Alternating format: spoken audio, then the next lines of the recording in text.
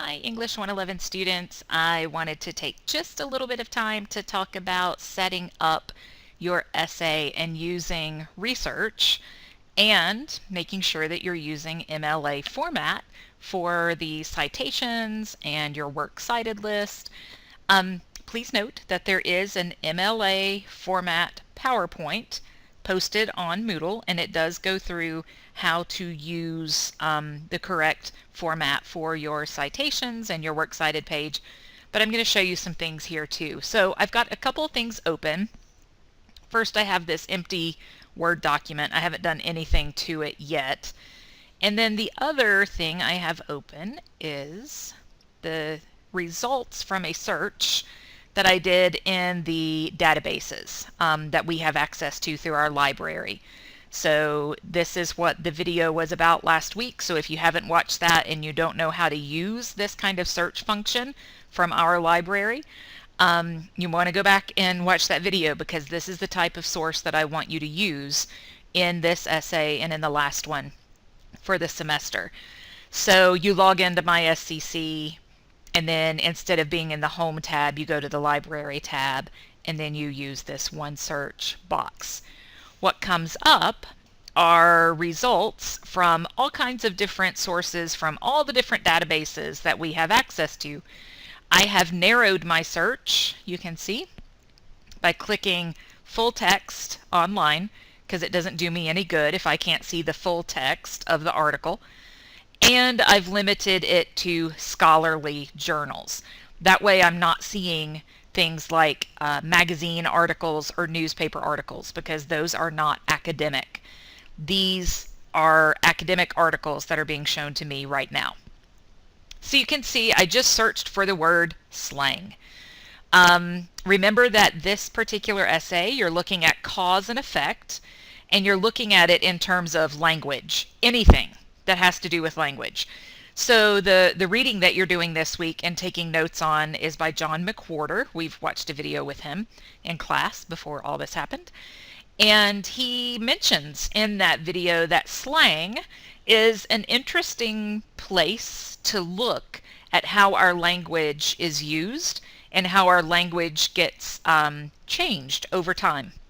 So it's an interesting cause and effect kind of topic. So I just put the word slang. I don't search too specifically. Start really broad with your search, and then you can start narrowing it as you look at some of the possible articles that you could use. Excuse me.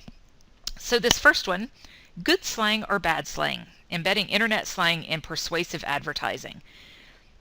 Just by reading the article, I know that this is going to have to do with cause and effect, because the article title tells me that this article is looking at slang in advertising.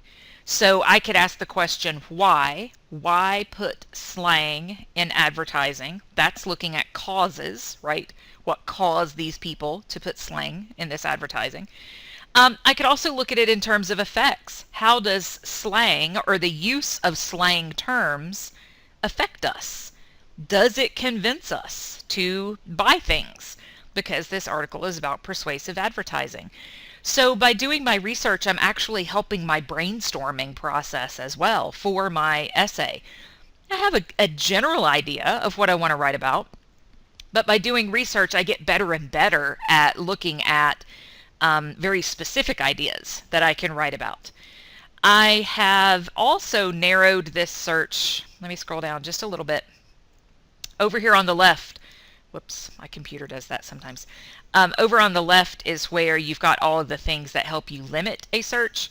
So this one I limited to just the last 5 years, so you can see it's from 2015 to 2020. I don't need articles from like 1988 or anything like that. So I just went ahead and narrowed it a little bit so that I can see more recent articles. Some of these articles are not going to be useful to me. This one is obviously not in English, so I personally couldn't use it. Some of us, many of us could not. But if I keep scrolling down, I see all kinds of other articles. And as I keep scrolling, usually about after 10 or 12 articles, there will be this interesting little suggestion box that our databases give to me, where it says, don't see what you're looking for, try one of these. So slang and youth, slang usage, slang and advertising. So if I've started a good brainstorming process and I kind of go, yeah, that's interesting, how about slang and advertising? Because that first article kind of got me interested in that. Then I can take what they are suggesting, click on it, and that becomes a new search. We'll wait for it to come through. Maybe. Come on, Internet, you can do it. Okay.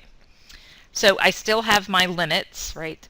So there's that one article that I saw that kind of got me interested.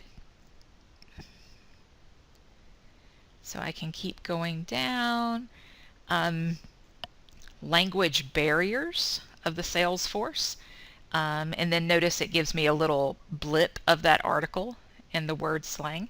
So I kind of go, okay, this is interesting. So let me just open that first one and let's just pretend this is an article I want to use. So I'm going to click full text because I want to see the whole thing.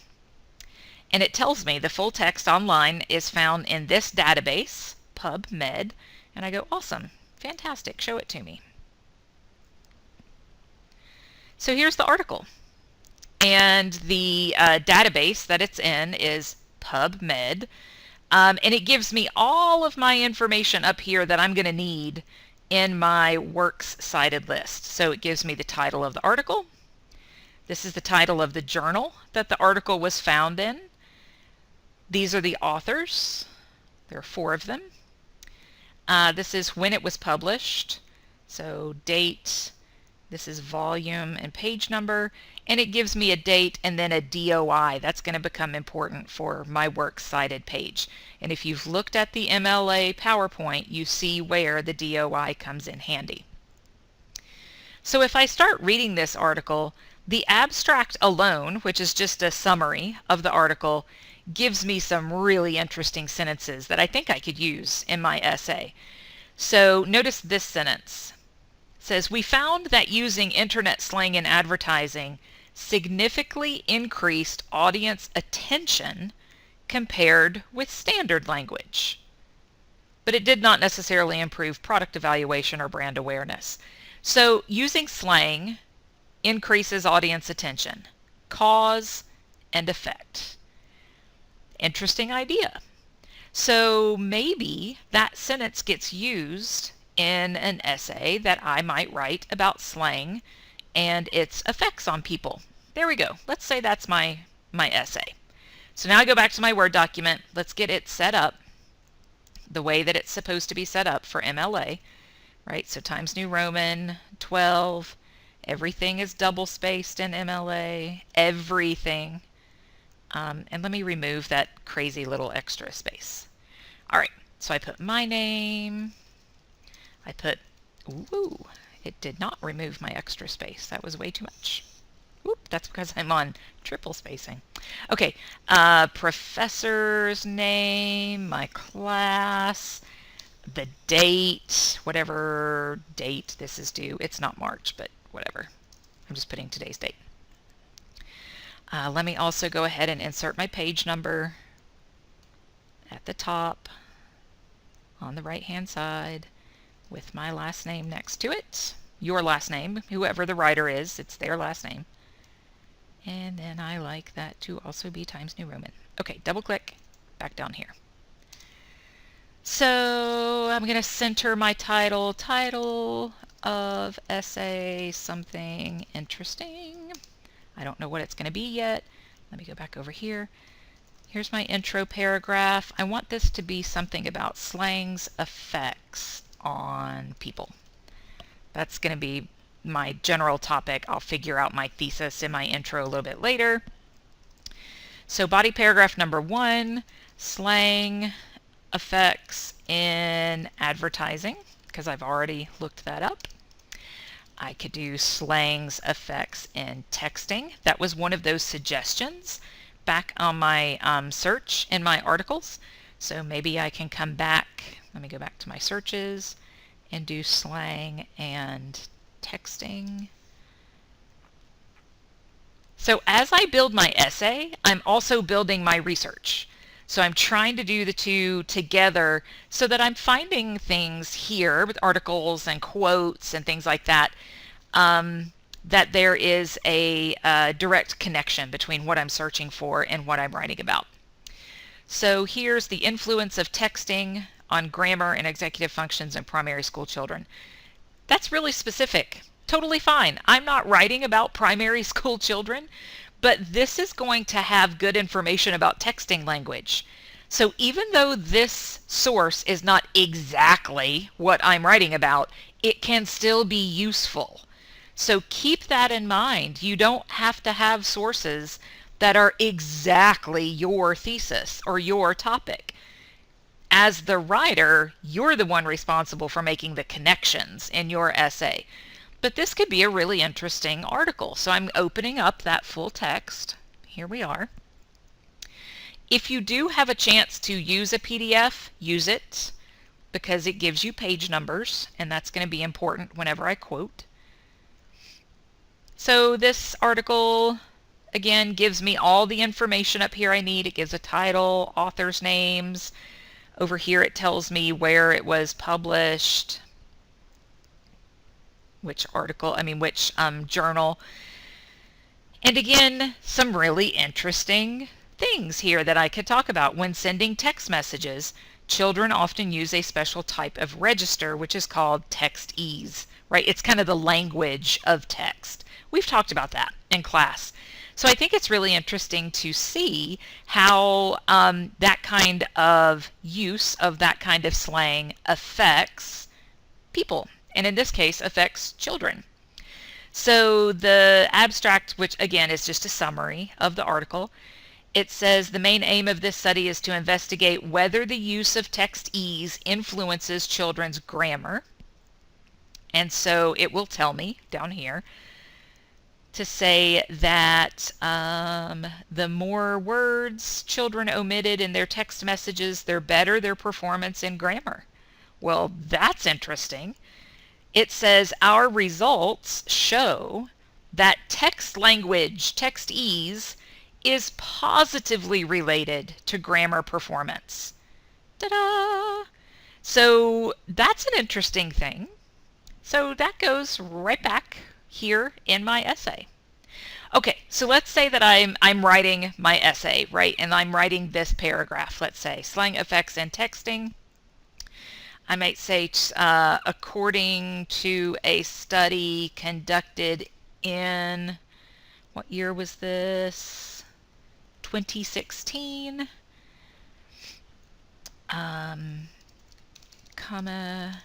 It was found that text ease or text language does not affect children's performance in grammar related tasks. Okay, so now I need to say where that came from.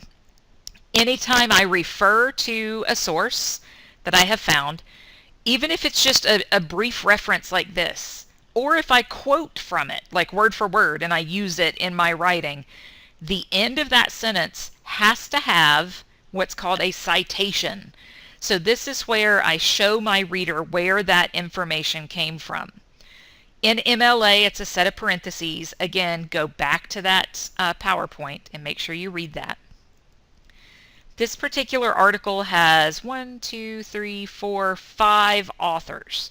I do not put all of them in the citation. So there are some rules about how many of them I put in there. Right now I'm just going to put the first author's last name, which is Van Dyke. It's a good European name.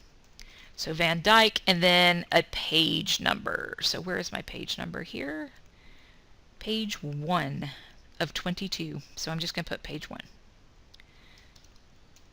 Now I can begin my next sentence, blah, blah, blah, blah, blah, blah, blah, blah, blah, whatever.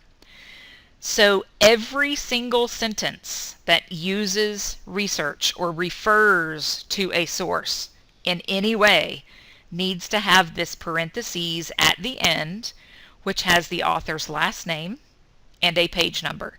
And there are rules of how many authors' names do you put in there. Like if there are only 2 authors, both of them go in there. But if there are more, if there are 3 or more, there's 4, there's 5, there's 8 authors, there are rules about how many go in this set of parentheses. And I'll show you that here in just a second. Now, that source is used in my paper, right? It is cited. I put a citation with it. That means it has been cited in my paper. So the very last page, so let me insert a page break. Let's pretend like this is the last page of my essay. This is where I list all of the sources that have been cited up in my essay. So that's why this page is called Works Cited. So what sources, what works were cited in my essay? So if I go back to this, many of our databases, not all, but many of our databases will have a Cite button or a tool. If I click this, it's going to show me, first of all, it's going to show me APA. That is not what we're writing in. Remember, we're using MLA. So notice how many different citation styles there are. So I'm going to go MLA, and we're using the most recent edition, the 8th. And there it is. So according to this, this is how this source, so this is the article, this is the journal, this is how it should appear on my Works Cited page. So I'm going to take this, I'm just going to copy and paste it onto my Works Cited page. Now, if you've seen the MLA format PowerPoint, this is not correct. Plus the font doesn't match. So I need to make a little adjustment here. So I'm going to make sure I switch to the correct font. It's Times New Roman and it's size 12. The other thing that is incorrect is that the Works Cited page should use the hanging indent. Let me show you what that means. I'm going to highlight this again. I'm going to go up here to my paragraph section and pull down this little arrow so it opens a box. It gives a section on indentation, and under special I'm going to choose hanging because I want this to be hanging indent. So when I click OK, it does it for me. So notice the first line is flush with the left margin over here. All the other lines are indented. So if I were to do another source here, like, Zebra, Johnny, whoever, like this is my source, right? So it will keep doing the hanging indent where the first line is over on the left and other lines are indented. That's how your Works Cited page should look. It is up to you, the writer, to make sure that whatever this little tool tells you is correct. Sometimes it's not. Sometimes it doesn't get everything correct. In the next video down, you're going to be able to see, I'm going to show you really quickly how to use your handbook to make sure that this is correct. So the last thing I want to point out is that in our class on Moodle, I have posted a sample research essay to show you what all of this is supposed to look like whenever you finish your essay. So let me show you quickly. It's under sample essays. So our class. So if you look under sample essays, there's that MLA format PowerPoint. Here's our model research paper. This one's about literature. It doesn't matter. It's whether it's about literature or whatever. So notice what it looks like. It's a normal MLA paper. But look at everywhere there's a quote, right? Here's a quotation from the book. This is about Scarlet Letter. So there's my citation to show you author, page number, shows you where it came from. So as you scroll through the paper, you're going to have lots of these. There's another citation. It's telling you where that quote came from. There's another one. There's another one. Notice every sentence that uses source material has a citation. There's another one. So then if you scroll to the very end and the Works Cited page, all of those sources that were mentioned in those paragraphs and those parentheses are listed here. Hanging indent, right? And alphabetical order. So B, D, H, L. That just makes it easy for you to see, you're the reader, to see where each source begins and ends, and it's really easy for you to see which source is which. So, this is what your research essay should look like whenever you're finished. It should have this Works Cited page, which is properly formatted, and it should have, through the text of the essay, places where you've used your sources, and you put a citation with them at the end of every sentence. All right, good luck with this, and as always, if you have questions, let me know, and make sure you take a look at the next video. That's a really short video on how to use your handbook to make sure that you've got all the formatting correct.